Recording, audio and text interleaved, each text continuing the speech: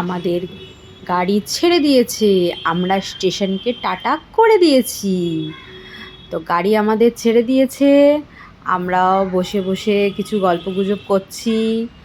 আর এরপর একটু খাওয়া দাওয়া পালা সেরে নেব, দিয়ে একটা ঘুম দেবে সবাই।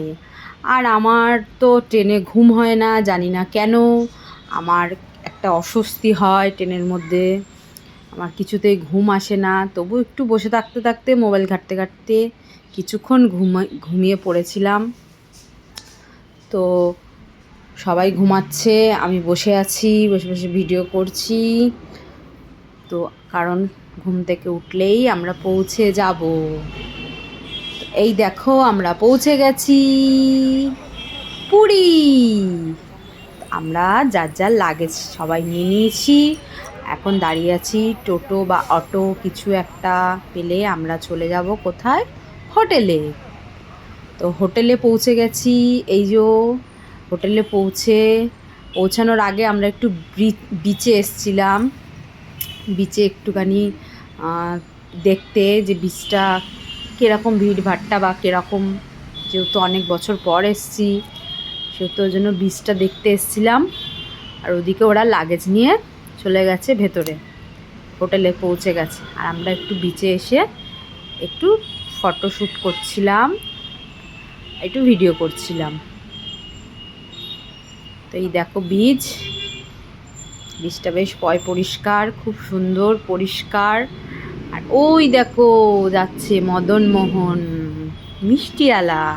আর এই দেখো বিচে, দেখছো ঢেউটা কত সুন্দর লাগছে। আর এই দেখো উট, এই উটের পিঠে চড়তে কাদের কাদের ভাল লাগে? আমার তো ভীষণ ভয় করে, আমি তো ভীষণ ভয় পাই।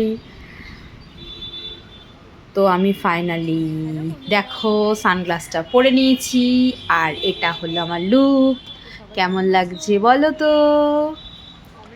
সারা রাত্রি ট্রেন জার্নি করেই চলে এসেছি বিচে, এবার চলে যাব হোটেলে। তো হোটেল থেকে আমরা একটু ফ্রেশ হয়ে নিয়ে আবার সবাই মিলে বেরিয়ে এসেছি কোথায় যাব বলে। কোথায় কোথায় কোথায় বলো তো? আবার আমরা যাচ্ছি বিচে।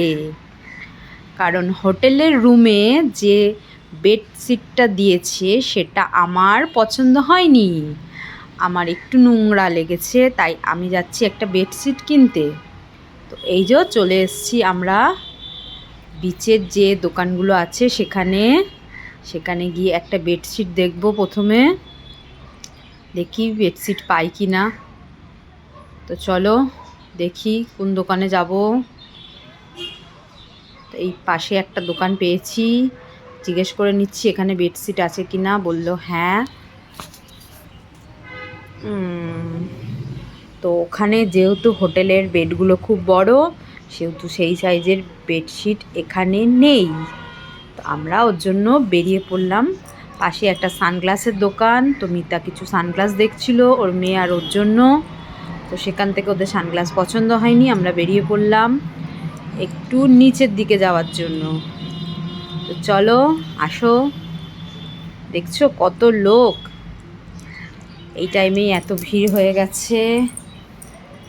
তো আমি একটু ফাঁক পেয়ে একটা রিলস করে নিচ্ছিলাম, রিলসটা পরে আপলোড করব। সবাই দেখো, কমেন্ট লাইক করতে ভুলো না।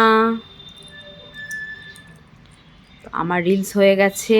এখন দেখো ওই যে রাই একটুখানি জলে নেমেছিল, আর কি ঢেউ দেখে আর নিজেকে সামলানো যায় বলো? ও তো একটা ছোট মানুষ, ও তো আর সামলাতে পারিনি। ও তক্ষুনি গিয়ে পাটা জলে ভিজিয়ে চলে এলো। আর আমরা এই যে এবার সবাই যাচ্ছি আস্তে আস্তে, অনেকক্ষণ বেরিয়েছি, এবার যাই একটু হোটেলের দিকে, দেখি দুপুরের খাওয়া দাওয়া কি হয়, কি রান্নাবাড়ি করা যায়। তো পরের ভিডিও দেখার জন্য